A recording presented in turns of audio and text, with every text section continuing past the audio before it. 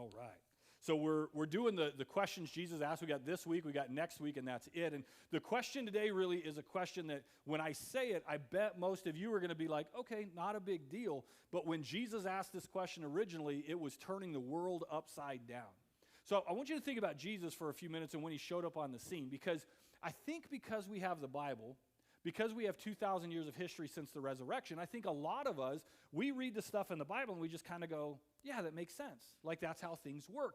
We forget that when Jesus showed up on the scene, prior to him, people had thoughts and worldviews and beliefs that were dramatically different. For instance, when Jesus shows up and he starts talking about God as his Father, I want you to realize, like for us, we embrace that, right? We think about God as our Father and we say he's a good, good Father. And we think where Jesus said, Abba, Daddy, we're like, yeah, it makes sense. Prior to Jesus, that is not how people saw God. Whoever their God was distant, was demanding. He didn't have a lot of emotion towards you. You either tried to appease him or you tried to control him, whoever your God was or your gods were. And so when Jesus shows up and he starts talking about this God who loves you, like that would have been life-altering to people. What do you mean by like a God that loves me? So when Jesus shows up, he's saying all these things. Well, he says this thing that we're going to look at today where he begins to talk about the origin of sin. And he says this, at the heart of his question is, the problem is inside of you, not external to you. The sin issues that you and I have are not about all the temptations in the world, and they're not all about the things that have happened to us in life, and why we're this way, and why we're that way, and what triggers us, and what tempts us, and all of that stuff. Jesus makes this statement where he says, I want you to realize that your relationship to God has more to do with what's going on internally in your heart, in the way that you think, in the way that you act, in the way that you approach him, than it does in all these other kind of religious things. And the people back then would have been blown away by it. Because if you track with Bible history, I know secular history says some other things, but Bible history goes back to about 4000 BC. And the flood would have been about 2345 BC, the great flood of the world. And then the law would have been given about 1446 to 1406 BC. And so here's what we know. If you go back to the flood narrative, you find out that Noah says that God said, hey, there's clean and unclean animals. So we know that at least for 2,500 years before Jesus gets here, that the people have had this idea in their head about clean and unclean. Only what they had done is they had begun to twist it a little bit and go clean and unclean means whether or not I'm right and okay in God's eyes or not. And pretty soon the ones that ate clean food began to feel like they were better than everybody else.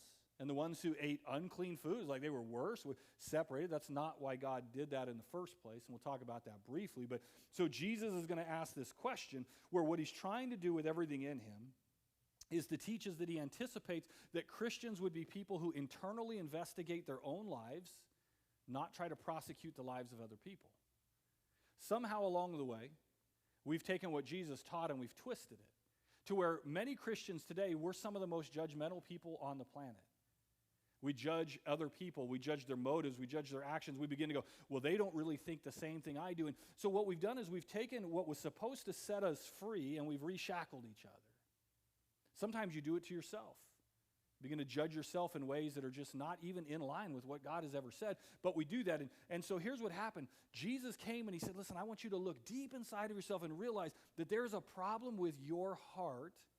And that's why Jesus came. And instead, we're out here trying to find the problem in everybody else's heart.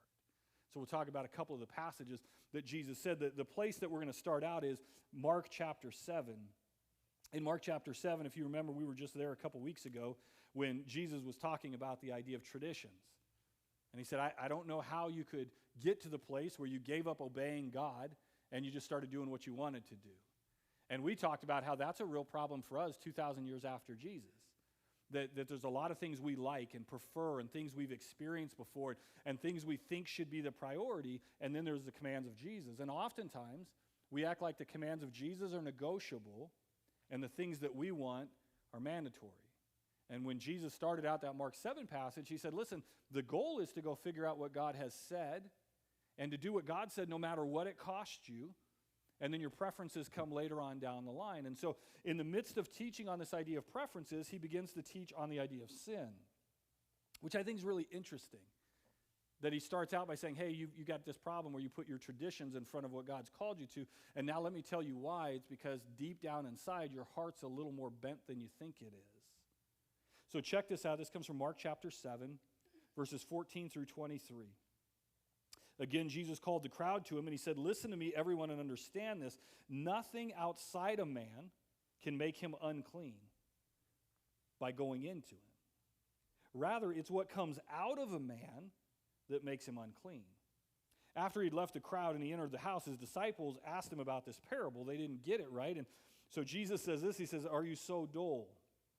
Another place says, "Don't you get it yet? Don't you see that nothing that enters a man from outside can make him unclean? For it doesn't go into his heart, but into his stomach, and then out of his body." In saying this, Jesus declared all foods clean. He went on, "What comes out of a man is what makes him unclean. Get this, for from within, out of men's hearts, come evil thoughts, sexual immorality, theft, murder, adultery, greed, malice, deceit, lewdness, envy, slander, arrogance, and folly.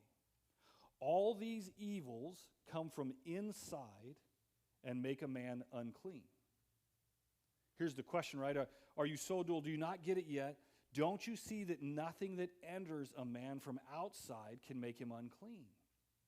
The people had taken the law that God had given them back at the time of Moses, and he said clean and unclean, and they went, okay, this is how we get right with God. Here's the crazy thing about those laws, if you study them out. A lot of those laws were based on dietary issues. Clean and unclean had to do with, hey, you're going to be in the desert, and it's probably a good idea if you don't kill a pig and then eat the meat a week later, right? And so he's like, hey, don't eat pigs because they have some stuff that you're not prepared to deal with. And here's what the Jewish people did. They took all those laws, clean and unclean, and they went, oh, this is what makes us right with God. I eat the right food, I'm clean. I don't eat the right food, I'm unclean. I go to the right places, I'm clean. I go to the wrong places, I'm unclean.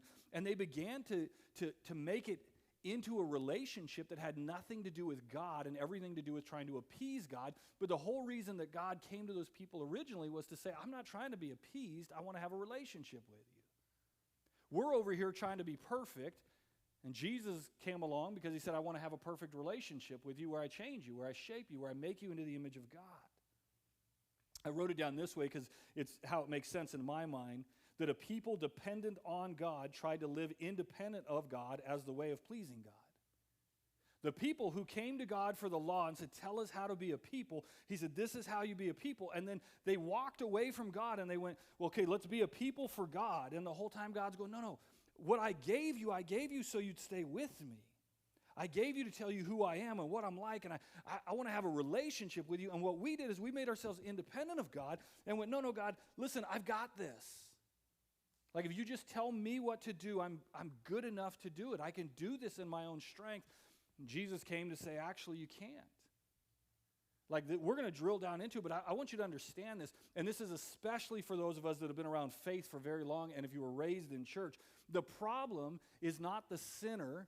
The problem is not the sin that's out there. The problem is the sin in here. And there's a lot of us who we keep waiting for that sinner to be reconciled to Jesus, not realizing that Jesus is going, it's you, it's me. We got a heart problem.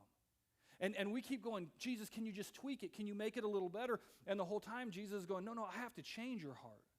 You have to have a new heart for things to be different. All along, God was not looking for perfect people. He was looking for people to have a perfect relationship with. People who would do things like this. They would say, I would rearrange the deepest parts of me so I could be with you. Only for a lot of us, when we came to faith in Jesus, that's not what we understood. We went, Jesus, I want to have a better life, and you said you could give me one. Would you give me that better life? And the relationship that God's looking for is for you and I to come and say, God, you can have anything. You can change anything. You can change the way I see anything, do anything, feel about anything. God, change me. I just want to be like you. That's what he was looking for. He was looking for those of us that are willing to be transformed, to be metamorphosized, to be changed in shape and substance. He said, I want a people that's willing to be healed. A people that knows they need help, a people that's willing to change. And yet what the people did over and over again is the same thing that we do at times, is they acted like they didn't need that. Jesus used this analogy a couple different times as he was teaching. He said, I've come as a doctor, but you don't even realize you're sick. And he didn't say that to a bunch of like drunk prostitutes. He said that to a bunch of religious people like you and I. He said, listen, I came because I have something for you. And he said, the people of the day went, yeah, God, let's go find someone to give that to. They didn't realize that the corruption, the sin that was in their own heart, their own need for Jesus, and because they didn't know it, they just bypassed him. And he said, you don't realize that it's the sick that need a doctor, and you don't realize you're sick. Let me tell you a story about this guy. So Nancy and I, back at the, I guess it was, I don't know what you call it, the turn of the millennium or whatever. So like in 99, we lived out in Bayfield, Colorado, right outside Durango. Durango is this gorgeous mountain town. A lot of you guys know where that's at. And to live in the mountains, by the way, if you don't know this, everyone thinks it's this beautiful idea until you actually move there. It's hard. It's hard to live in the mountains, man. Like, we showed up, we were a young couple, and they're like, hey, lead this church, and you can live up in the mountains, and you can hike and fish and camp. And I'm like, this is going to be awesome. And then reality sets in. Like, mud season is 8 weeks long, and you have mud up to your knees, and it covers everything, and you have to chop so much wood. Like, you ain't never chopped so much wood in your life to survive in the woods. And so here's what would happen. People like me at the time, we would decide, we're going to move to the mountains. This is going to be amazing. And you would move there. You go through your first winter, and then you'd sell your house and move back to the city is what happened. And so I'll never forget, we had this guy, and he shows up. He was this businessman. And he's like, okay, I'm going to live in the mountains. And he lived right down from us. We lived in a subdivision called Forest Lakes, and he lived in the meadow. City guy. He sold everything he had, moved his whole family out there, and he bought this like little farm. It was gorgeous. And he got ready to go to work for this gold commodity trader in town. One of my guys at church worked there, and he knew him, and he's like, hey, we trade in gold and silver and that kind of stuff. Great. So the guy shows up, realizes right away that he's got a skunk problem.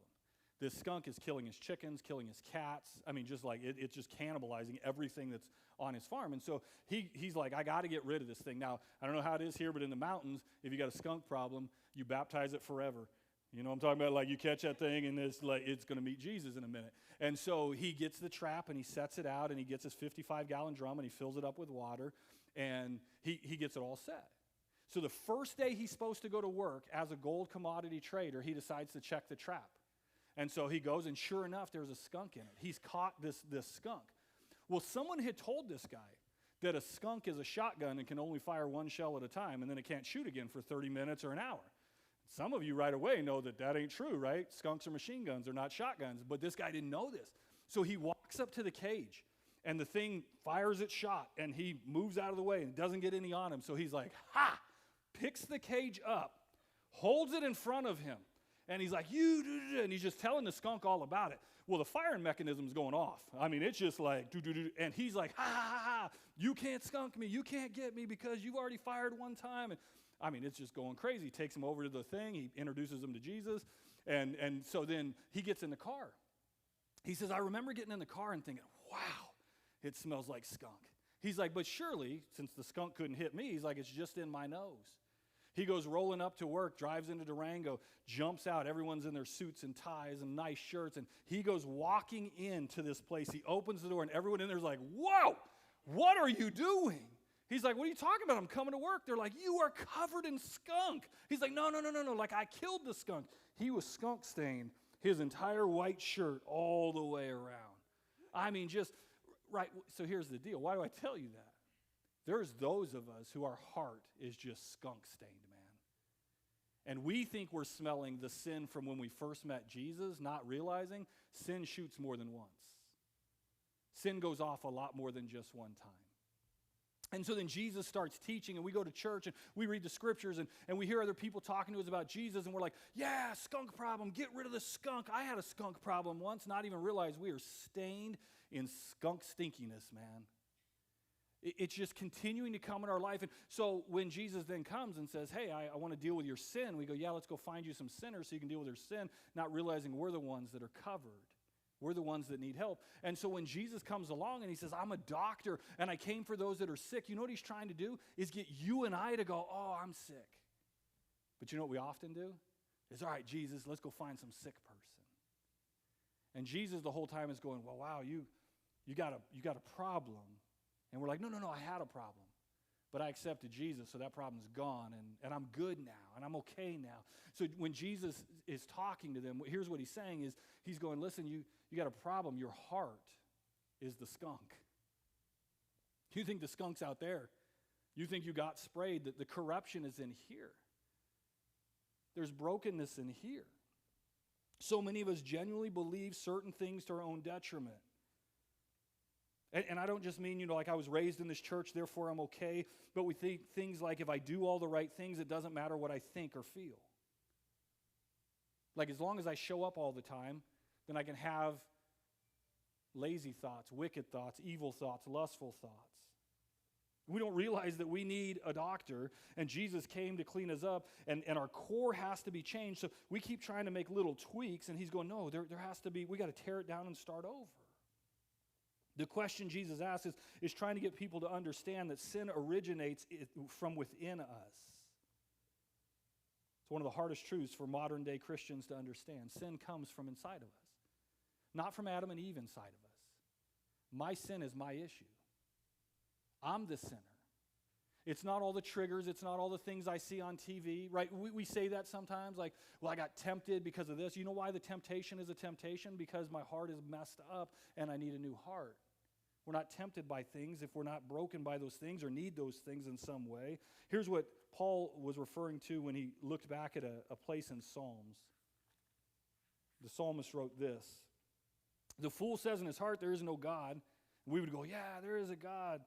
He says, those people are corrupt, their deeds are vile, there's no one who does good. We're not realizing all along that he's saying that you and I do that at times. The Lord looks down from heaven on the sons of men to see if there are any who understand, any who seek God. And this is his conclusion. He says, all have turned aside. They have together become corrupt. There's no one who does good, not even one. There was a time in the life of Jesus when someone called him good. He said, hey, good teacher. And Jesus said, why do you call me good? He goes, there's only one good, and it's God. And what Jesus was saying is, do you realize what you're saying? You're calling me God. And he's like, you're right. He goes, but you're not good. I think one of the hardest things in our culture is to realize that we're not as good as we think. There's a whole group of people, right, who think so poorly of themselves, and I get that. But we've spent so much time telling people, don't think poorly of yourself. You're made in the image of God, and all that's true, right? Like, if you're someone that sits in sin, if you're the picture of the dog that was just covered in mud, like, you got to get out of your shame and guilt. But there's a whole nother group of us in the church who don't realize how corrupt we really are, who really do believe that there's goodness in us. God just needs to polish us up. God just needs to tweak us a little bit. We don't realize, no, at our core, we are broken. At our core, we're in need of Jesus. We're not the exception. Our hearts are actually sinful. We lust because there's something inside of us that wants that. That's impatient, that wants cheap intimacy, that thinks we deserve it, that doesn't understand that it's wrong to use another person that way. We steal because we don't think God's given us what we deserve, and we want more. Or we don't want you to have what you had because I don't have it. It's our heart. It's not because the cash drawer was open. It's because my heart is corrupted. We murder because we're impatient, because we want control, because we don't want anyone ever to have any kind of control over us. We slander because we figure if I can make you smaller, it'll make me feel bigger. See, Jesus gives this whole list, and he says, and all of these things, all of these evils come from inside and make you and I unclean.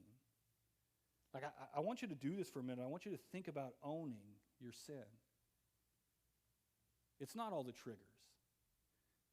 I've done this, right? I've done the logic of, well, we live in an age that's highly sexualized, and if you turn on the TV, da-da-da-da-da-da. You know why it's a temptation? Because there's parts of my life that are still broken. You know why you're tempted to gossip? Because you're still not settled in who you are. You know why you lose your temper? It's not just because you're stressed out this week. It's because you think that you deserve an easier life. I mean, the truth is we've got these problems inside of us, right? It's why Jesus came, though. But this is why it's so significant. Until you realize the corruption inside of yourself, you're not going to understand your need for Jesus. So then we sing songs like Blessed Redeemer. You're going to be like, oh, that must mean something to somebody, not realizing that should mean everything to you and to me. When he says, I came to set you free, you should be like, oh, and I needed it. Not, yeah, when I was 12, I already took care of that. Go, man, I need that today, that Blessed Redeemer, that God with me. Several of these words inside of here in verse 21, 22, and 23, they mean what you think they mean, but they caught my attention when I went through the passage, when Jesus is saying, hey, these evil things, these things that are problems. The first one he talked about, I won't do them all, but the first one he said was evil thoughts. And as I studied that out, what I realized was that this isn't just what you think, but how you think. Evil thoughts are not just wishing bad on somebody. They're not just thinking about things you shouldn't think about. It's how you think. Your whole base operating system could fall under this category of evil thoughts that Jesus wants to change. When you think about your thoughts, it's how you think, how you operate, your core beliefs, your way of seeing the world. And the truth is, here's what Jesus would have, is that when you came to Christ, when you said, yes, God, you can have my life back, that you went, your view of the world is the view I now hold, and instead what we've done is go, God, here's my view of the world, and I need you to justify it and get on board with it. This is why in the church we're having so many problems in America with gender and sexual identity, is because we're going, well, this is my experience, and this is my family, and these are my friends, and this is what I think, and this is what they're telling me, instead of going, God, what's your view of how men and women are made? And so oftentimes what we do is we just decide what we think, and we go, well, God, I need you to get on board with that. When a biblical view would be to go to God and say, God, I believe that your view is right, and it's the most loving and the most just and the most life-giving that there is. So God, teach me your ways so that I can love like you love. It's why we have churches that are so divided and fighting over so many things. It's because we don't start with God. We start with what we want, and then we go to God and say, God, make my thing your thing, when a biblical worldview is to go to God and say, God, I want to see the world through your eyes. I want to see justice through your eyes.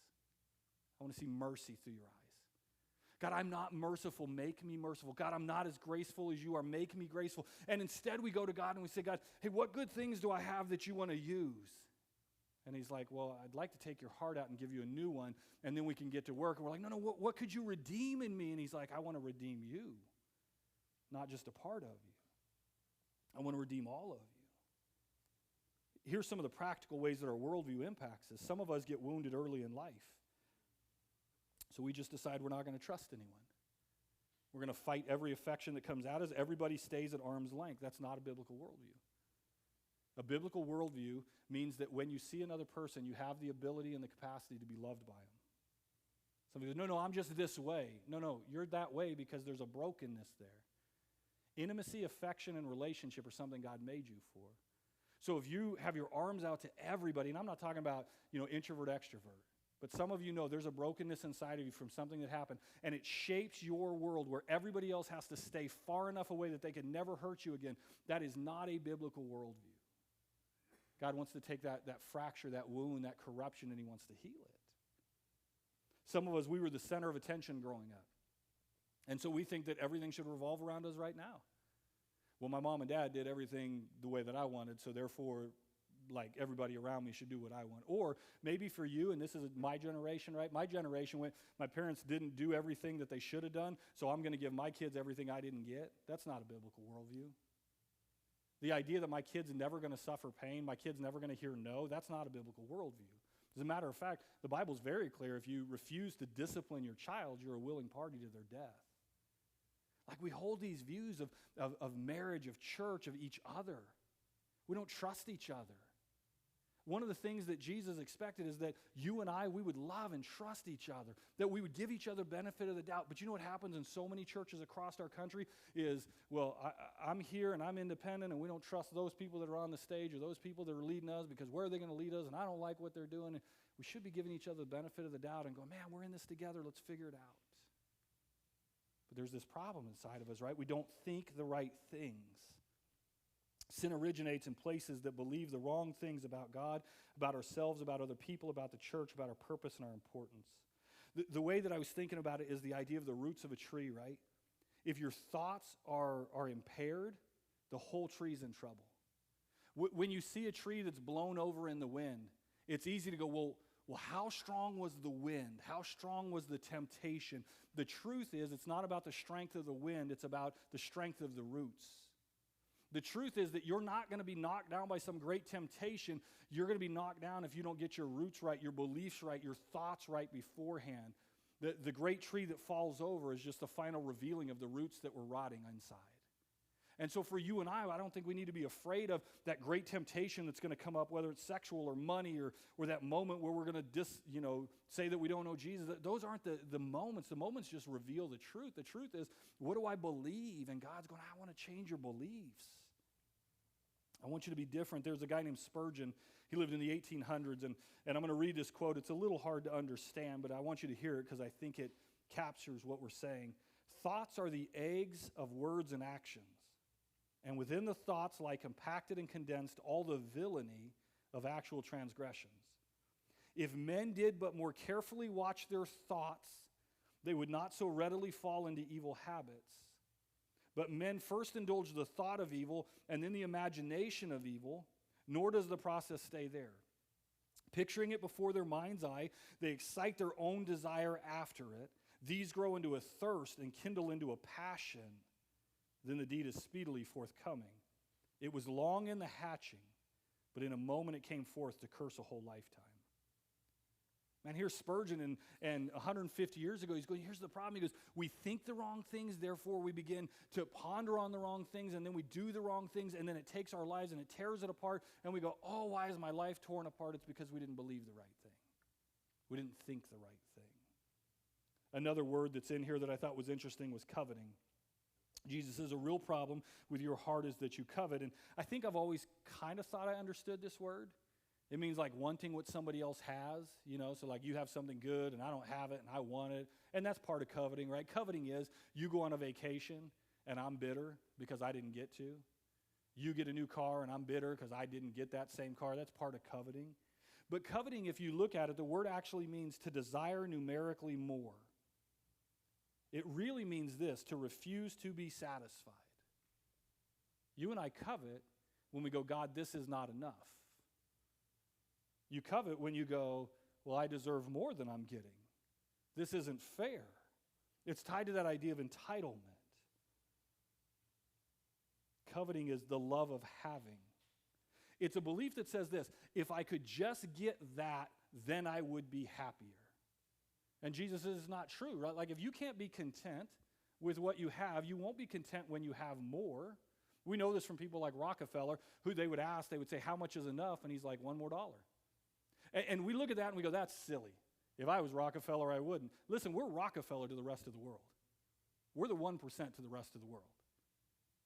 And sometimes we're the least content people on the planet. If I could just get that car, just get that vacation, just get that different house, just get that different pay raise, just get that, you just fill in your blank.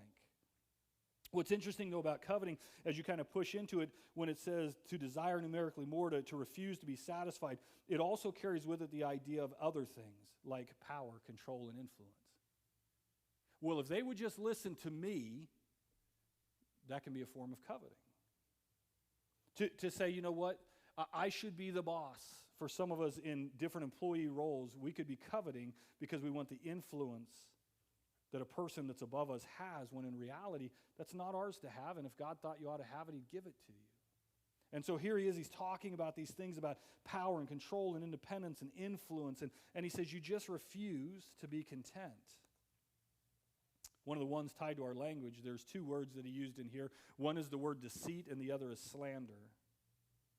It amazes me, by the way, that inside where he's talking about adultery and murder, he also says, hey, the things you say about each other are that big to God, not small things. Deceit means to bait or trap an animal to gain advantage for the sake of power. Deceit is that idea that you get in that argument and you're just trying to get them to trip up so you can go, got you. You ever do that, like mentally? You get into an argument with somebody mentally who's not there. Don't they just say all the wrong things? I mean, it's perfect when you're arguing with someone in your head and they're not having the argument with you because they say every stupid thing. And you're like, got you, right? You're baiting them. Even if you're not having a conversation with them personally, you're still practicing deceit. Deceit is that idea of trying to make somebody fall, trying to make someone fail, or trying to make someone look bad. We do it with people. We do it with our churches. We do it with businesses, with teams. Slander is similar. Slander is to speak in a way that ruins someone's reputation. Slander is, I'm going to say this so that you think less of them. Jesus says that's a heart issue. He says the reason we do that nonsense is because we're not settled in our heart in who Christ called us to be. The only reason you tear somebody else down is if you already feel like you're down there and you need them to come down to where you are. Christians are people who have been so built up that they can build others up. Your words might be the thing that makes you just as sinful as that sinful person you're talking about. He used this one last word I want to mention to you, and then I'll start drawing it to a close: sensuality.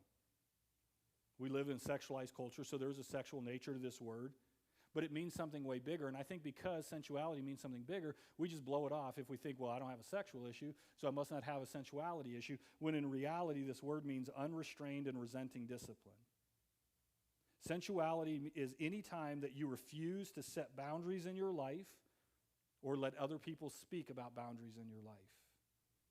When you ignore the counsel of others, you're being sensual. Here's the context of the word. It says, I refuse to say no to me, and I refuse to let anybody else have a right to question the limits I put in my life. We live in a culture where some of us work 70, 80, 90 hours a week. And someone says, hey, is that wise? And we go, that's not your business. I'll live the life that I want to live. We're living sensually because we refuse to say no to ourselves. We just keep saying yes. Some of us do that in our marriages. Some of us do that with our kids. We just keep saying yes, yes, yes, yes. We refuse to be limited in any way, shape, or form. Sensuality is giving in to what you want simply because you want it or think you deserve it, and refusing to have anybody else ever be able to speak to you about it. And that can be sex, that can be pornography, a romance novel, that can be shopping, a vacation, how you spend your day, that can be hunting, that can be dip and chew and smoking and drinking, that can be a snack that you have, a sports that you're a part of, or TV. It can be anything that you refuse to say no to yourself about. And Jesus says that's a problem of our heart. That's not something that you're going to easily change. It's something that's corrupted. And so when Jesus asked that question and he says, are you so dull? One of the guys that I was reading, he said a better way of understanding that is Jesus saying this: why don't you put the pieces of the puzzle together? He's like, don't you see the relationship? The problem is not all the problems, it's your heart. Jesus is saying this. He's like, don't you get it? You have a heart problem. You don't need to be fixed. You need a heart replacement. You don't need to be polished and shined up. You don't need to try harder. You need to come to Jesus and have your heart replaced wholeheartedly. Listen to how Psalms 86:11 says it. Teach me your way, Lord, that I may rely on your faithfulness. Give me an undivided heart, that I may fear your name. Like, God, give me a new heart. Give me a heart that's not divided. Any of you ever felt divided in your desire for Jesus before? Like, I have. There's been times I'm like, I want Jesus, but I really want that other thing too. And here's the call of Scripture is God wants to give you a new heart. And so many times we're like, just fix this one. And he's like, but that one's corrupt. That one's broken. He doesn't want a little bit better. He doesn't want to touch you up. He wants to make you new. Jeremiah 24:7, I will give them a heart to know me. If you ever wanted to know God and you're like, why is this so hard? Because part of what he wants to do is give you a heart that longs for him. And the heart that you had at the beginning is not that heart. I'll give them a heart to know me, that I'm the Lord. They will be my people, and I will be their God, and they will return to me with all of their heart. Ezekiel 11:19 and 36:26 says, I will give them an undivided heart and put a new spirit in them. I'll remove from them their heart of stone and give them a heart of flesh. This is not the heart we started with, just cleaned up and made better. It's a new heart. See, one of the things for church people, religious people, those of us who have been raised in faith, is to realize we're corrupt at our core. It's not just get better, it's be made new, it's be saved. Sin is an inside job. And until we allow Jesus to change our hearts, we may be really nice religious versions of a sinner. We're not a saint yet. To be made in the image of God is to have the heart of Jesus Christ, which is not the heart we started with. And it takes a humility inside of us to be able to go, oh, I'm part of the problem. This is what Jesus was getting at in Matthew chapter 7. He said something, that a verse that's used all the time today, but they missed the point of it. Do not judge, or you too will be judged. For in the same way you judge others, you will be judged, and with the measure you use, it will be measured to you. And Jesus says, why do you look at the speck of sawdust in your brother's eye, and you pay no attention to the plank in your own eye? How can you say to your brother, let me take the speck out of your eye, when all the time there's this plank, this log in your eye? You hypocrite, first take the plank out of your own eye, and then you'll see clearly to remove the speck from your brother's eye. This is how I would paraphrase that as I think about it for me. Right? This isn't for you, like, you can take this if you want, but this is how I hear that passage. Mike, why don't you ask the hard questions about your own motives and your own way of operating? Mike, why do you believe so well about yourself? Why do you consider all your thoughts, beliefs, and ways of doing things right and find fault in what everybody else does? See, here's what Jesus is saying. He's like, man, we go through life, and we think we have all the answers. And he's like, you don't even have the right questions, man. You know, we're running around going, let me help you, and let me help you, and let me help you. And he says, you know what would be better if we started with God? I need a lot of help. And as you help me, I would love to help other people, but I understand I need more help than they do. And I think we flipped that. I think in modern day Christianity, what we do is go, well, I probably need a couple little things here and there, but really I'm here for your sake. You need saving. And Jesus is going, if you would flip that, if you would go through life going, when I don't understand, maybe it's because I don't understand, not because they're wrong. Maybe the next time you're ready with a solution, oh, I know the answer, you can start with, do I even have the right question? Because a lot of our solutions come from the things we want, not the things that we're trying to listen into. And so here's Jesus, right? And he's like, listen, I want you to look at your own heart first. Like, yeah, I want you to go save the world, but you got to be saved too. Paul once said, after preaching to others, I don't want to be disqualified myself. If their heart is corrupt and you say, listen, you need to meet Jesus, you need to start over, you need to die and have a rebirth, then the same thing is true for you and I. Your biggest problem, my biggest problem, is not outside of us. It's what's inside of us. It's us. And until we surrender that to Jesus, until we can say, Jesus, I am the problem, would you take care of that? Then we may be really cleaned up versions of sinners, but we're never going to be what we ought to be. And so Jesus doesn't say, stay in the mud puddle, that's where I want you. But he says, listen, if you're willing to get up and get out, I'll give you a heart that doesn't long for mud puddles anymore. I'll change you. I'll transform you. So here's the question to be thinking about. Are you willing to look inside of yourself honestly? Ask Jesus to see where those sins are coming from, whatever your sins are, and work with Jesus to change that heart. And my challenge is, if you say, well, I pray and I don't recognize any sins, I would say be nervous. It may mean that you're dead to the smell of skunk in your life, man. Every one of us in this room, as we go, God, where are the sins that I have, should be able to identify 3 or 4 that are really, really uncomfortable that we didn't want to hear him say. And if the only sins that we can come up with are the ones that we're comfortable with, then we're not smelling properly. And what Jesus wants is he wants to deal with the real sin in your life that's really killing you and the relationships in your life and your intimacy with Christ. But if you don't know that you're sick, you're never going to ask for a doctor. And Jesus said, here I am as a doctor, and I'm ready to heal you. And I would challenge you to be willing to say, God, give me a new heart, the heart that you want me to have, and walk in that. Would you stand with me? I'm going to pray over you as the band comes up, and we're going to worship to close today.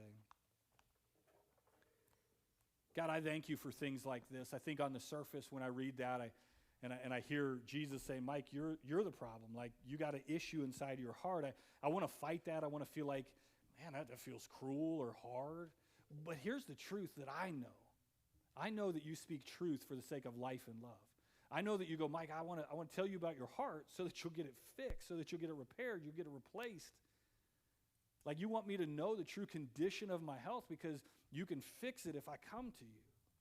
And God, that's the tone that I hear, I hope that people are feeling right now, is this is not your bad, so go away and just think how bad you are. This is, listen, you need to know how bad you are because, one, it's going to tell you how good God is.